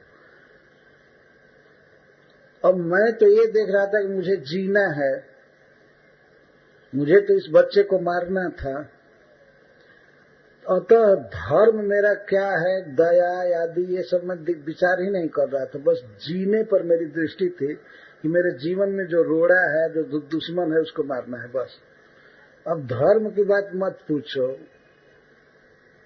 अर्थ बुद्धि न धर्म दृक या धर्मविद। जो व्यक्ति केवल अपने मतलब पर दृष्टि रखा है, स्वार्थ में जिसकी बुद्धि लगी हुई है, ये करना वो करना, यही करना, तो वो धर्म नहीं देखता है। तो अब मैं धर्म कहाँ देख रहा था कि बच्चे को नहीं मारना चाहिए, नहीं करना चाहिए। मैं तो इस तरह स्वार्थ में था कि मैं अपने शत्रु का वध करूंगा ही करूंगा ही। तो हुआ क्या मां, जब मैं गर्भ में गया, उदर में गया, तो कृतो में सप्तधा गर्भ में मैंने गर्भ को 7 टुकड़ा में काट दिया। लेकिन अद्भुत आश्चर्य हुआ कि आसन सप्त कुमार का, ये 7 खंड जब हुए शरीर के, तो वे 7 कुमार हो गए। तेपी चैकई कसो वृकड़ा, फिर मैं उन सातों में से एक एक के 7-7 टुकड़ा किया तो सप्तधानापि ममृदे, और ये 7-7 49 हो गए। 49 हो गए, कट गए कई टुकड़ा में, एक के 7 टुकड़े हुए, फिर एक एक के 7 टुकड़े, फिर भी न ममृदे, ये मरे नहीं, फिर भी ये मरे नहीं, ये मैं ही काटा। इतना क्लियर कहना कि मैं इस बच्चे को काटा तो 7 हो गया कुमार, और 7 को फिर मारा तो 49 हो गए और मरे नहीं। लेकिन भगवान इंद्र देखिए यहां अनुमोदन कर रहे हैं कि मां तुमने भगवान की भक्ति किया है, पूजा किया है, इसी के प्रभाव से बच्चे मरे नहीं। ततस्तत्परमाश्चर्यम वीक्ष्याध्यवसितम मया महापुरुष पूजाया सिद्धि काप्यनुसंगिणी। हे मां, मैं इस परम आश्चर्य को जब देखा, किसी पर वज्र का प्रहार किया जा रहा है तो मरने की अपेक्षा 7 खंड में शरीर हो गया और फिर 7 कुमार हो जाए, ये आज तक हमने जीवन में कभी सुना भी नहीं था। देखने की बात तो अलग रही, पर अपने आंख से जब इस आश्चर्य को मैं वीक्षया विशेष रूप से देखा, परम आश्चर्य को, बच्चे को काटा जा रहा है तो 7 कुमार हो गया, 7 को काटा जा रहा है तो 49 हो गए, तो मया अध्यवसित, तो मैं विचार करने लगा क्या कारण है, इस रहस्य के पीछे क्या कारण है, बच्चे मरे क्यों नहीं। उल्टे शरीर काटने पर 7 टुकड़ा में शरीर होकर के पुनः कुमार अवस्था में हो गया, फिर जी गया शरीर, और 49 हो गए। मैं बार बार विचार करने लगा ये क्यों हो गया, क्या हो गया, क्या रहस्य है। तब हमने ये निश्चय किया, मां मैंने ये समझा कि महापुरुष पूजाया सिद्धि काप्य अनुसंगिणी, ये महापुरुष भगवान विष्णु की पूजा का आनुषंगिक फल है, ये भगवान की भक्ति का फल है कि बच्चे मरे नहीं। अनुसंगिणी सिद्धि, अनुसंगिणी का अर्थ होता है कि मुख्य फल तो भगवान की भक्ति है ही, यही मुख्य फल है, लेकिन इसके साथ साथ भगवान जीवन की अवधि बढ़ा देते हैं, धन बढ़ा देते हैं, यश देते हैं, विद्या देते हैं, क्या क्या बड़ा से बड़ा काम हो जाता है। इसको आनुषंगिक सिद्धि कहते हैं, आनुषंगिक फल। आनुषंगिक अर्थ जैसे कोई व्यक्ति चावल उत्पन्न कर रहा है, धान उत्पन्न कर रहा है, तो चावल की जो भूसी होती है वो अपने आप हो जाती है, उसके लिए अलग से प्रयास नहीं करना पड़ता है। धान की खेती करते हैं तो भूसी अपने आप हो जाती है, ऐसा नहीं कि भूसी के लिए खेती करे, तो भूसी आनुषंगिक फल है, ये पुआल मिल जाना आनुषंगिक फल है। तो इसी तरह भगवान की भक्ति करने पर मुख्य फल तो है भगवान में प्रेम होना और भगवान की पूजा करना, यही फल है, लेकिन इसके साथ साथ अपने आप आनुषंगिक फल होता है। जीवन की अवधि बढ़ जाती है, जश बढ़ता है, मनुष्य का बल बढ़ता है, प्रभाव बढ़ता है, और कोई कार्य अगर वो करना चाहता है तो उसमें वो सफल होता है। ये सब आनुषंगिक फल कहा जाता है। भगवान की भक्ति करने वाला कई तरह से सफल होता है, देखा जाता है संसार में, करके तो कोई देखे, व्यक्ति वोट में जीत जाता है, उसे करके देखा गया। एक व्यक्ति अभी गिरिराज परिक्रमा का संकल्प किया और वो विधायक बन गया जीत गया। उसने प्रोग्राम कराया था, 3 दिन भक्तों का बहुत बड़ा कीर्तन हुआ, कथा हुई। ऐसे कई उदाहरण हैं जो बड़े बड़े प्रयास के बाद भी काम नहीं होता है, भगवान की भक्ति से हो जाता है। यहीं पर जो अनुसंगिकी सिद्धि हुई है कि बच्चे गर्भ में मरे नहीं, बल्कि काटे जाने पर और अलग अलग बच्चे होते जा रहे हैं। यह अद्भुत परम आश्चर्य है। देवराज इंद्र कहते हैं कि मां, इस परम आश्चर्य को मैं विशेष रूप से देख करके यही विचार किया कि ये सब भगवान के पूजा का प्रभाव है, अनुसंगिक फल। महापुरुष पूजाया, महापुरुष भगवान को कहते हैं, और सब पुरुष हैं लेकिन महापुरुष तो भगवान है। तो महापुरुष की पूजा का यह प्रभाव है।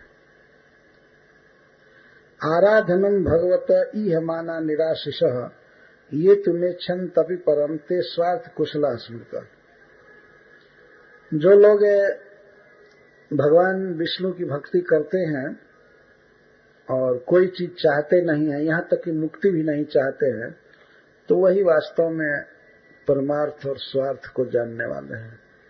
ठीक ठीक ज्ञानी वही हैं जो और सांसारिक वस्तुओं की तो बात छोड़ दीजिए, वे मुक्ति तक नहीं चाहते हैं, भगवान से केवल प्रेम चाहते हैं।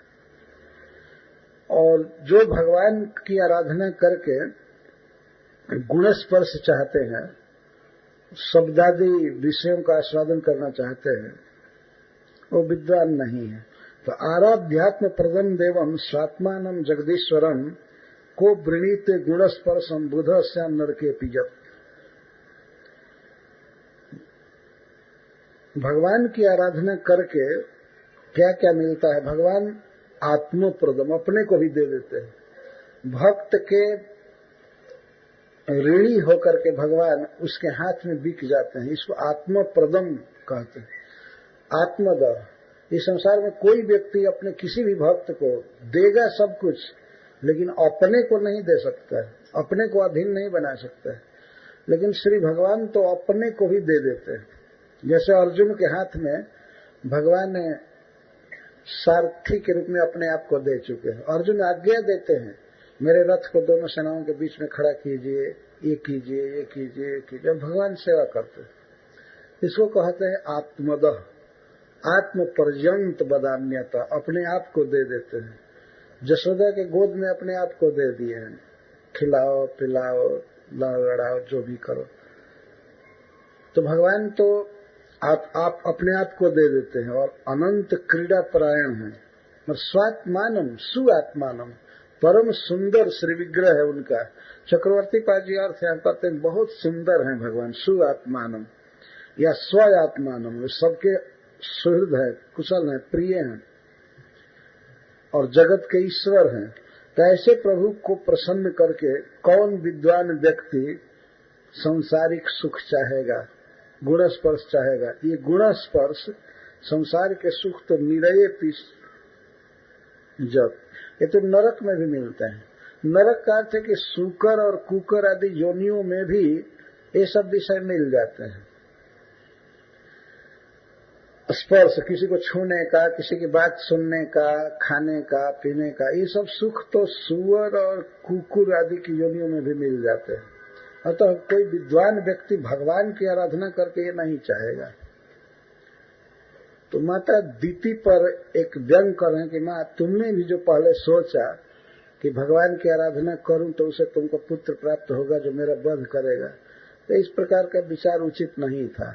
पर जो कुछ भी हो, तुमने भगवान की भक्ति किया, इसलिए तुम्हारे पुत्र मरे नहीं और हमारे प्रति भी इनका कोई द्रोह नहीं है, और तुम भी आज इतना प्रसन्न हो, मुझे आशीर्वाद दे रही हो। तो माँ, तुम्हारे चरणों में मैं भीख मांगता हूँ। तदिदम मम दौर्जन्यम बालिशस्य महीयसी छंतु मरसी मातस्तम दृष्टिया गर्भमृतोत। माँ स्नेहमयी जननी, मेरी दुर्जनता को क्षमा करो। मैंने जो दुर्व्यवहार किया, बच्चे को गर्भ में मारा, मैं मूर्ख हूँ, मैं तो बच्चा हूँ, बालिश हूँ, और तुम जननी हो, माँ हो, तुम्हारे लिए क्षमा ही उचित होता है, तो तुम मुझे क्षमा करो। मातः अंत में संबोधन, हे माँ तुम मुझे क्षमा करो। हाँ, मैं ये कह सकता हूँ कि यदि बच्चा मर गया होता गर्भ में, तब मैं क्षमा करने योग्य नहीं होता, लेकिन मरा नहीं। भाग्य से बच्चा वज्र के द्वारा काटे जाने के बाद भी मृतोत्थित, एक प्रकार से मरा था लेकिन उत्थित जी गया। तो इसलिए मैं क्षमा करने योग्य हूँ, मुझे क्षमा करो। अगर बच्चा मर गया होता तब तो क्षमा नहीं करने योग्य था। तो मैंने तो मारा, मैं स्वीकार करता हूँ कि मैं तो मार ही दिया था, लेकिन फिर भी तुम माँ हो, मुझे क्षमा करो, मुझे आशीर्वाद दो। तो इस प्रकार जब दीति ने साफ साफ बात कहा निष्कपट, तो इंद्र ने भी निष्कपट भाव से बात किया। तो दीति ने कहा कि बेटा तुम इन भाइयों को ले जाओ, अपने साथ रखो, मैं नहीं चाहती हूं कि इस कंडम समाज में लोग रहें, असुरों के समाज में रहें, तुम ले जाओ, मैंने इनको भगवान की भक्ति से पैदा किया है, तो तुम अपने साथ रखो, ले जाओ। तो इंद्रस्तया भ्यनुज्ञात शुद्ध भावे न तुष्टया, तो इंद्र के शुद्ध भाव से तुष्ट हो गई थी, अथवा शुद्ध भाव होने से, हृदय होने से तुष्ट हो गई थी। तो इंद्र के निष्कपट वचन से संतुष्ट थी। तो ऐसी संतुष्टता दीति से आज्ञा लेकर के और मरुद गणों के साथ उसको नमस्कार करके प्रभु इंद्र अपने धाम चले गए। मरुद भी सहताम नत्वा जगाम त्रिदिवम प्रभु, इंद्र देवता अपने धाम चले गए और 49 भाइयों को लेकर विमान से गए। एवं ते सर्वमाख्यातम जन्मम तम परिपृच्छसि, हे परीक्षित, सुखदेव जी कहते हैं एवं ते सर्वमाख्यातम, मैंने सब कुछ व्याख्या कर दिया जो तुम मुझसे पूछे हो। मंगलम मरुताम जन्म किम भूयः कथयामि ते, मरुद गणों के मंगलमय जन्म का मैं वर्णन किया है, बहुत मंगलमयी कथा है। आगे और क्या सुनना चाहते हो, मैं तुमसे आगे क्या कहूं? कहने का इतना उत्साह है। महाराज परीक्षित के प्रश्न से बहुत प्रसन्न है सुखदेव गोस्वामी। तो कहते भूयः किम कथयामि ते, फिर मैं क्या कहूं, आगे फिर पूछो, आगे क्या कहूं? इस तरह से वक्ता को उत्साह होता है। तो मैं यहाँ पर ये मरुद गणों की कथा को कहा, लेकिन कल इसकी समीक्षा प्रस्तुत करूंगा।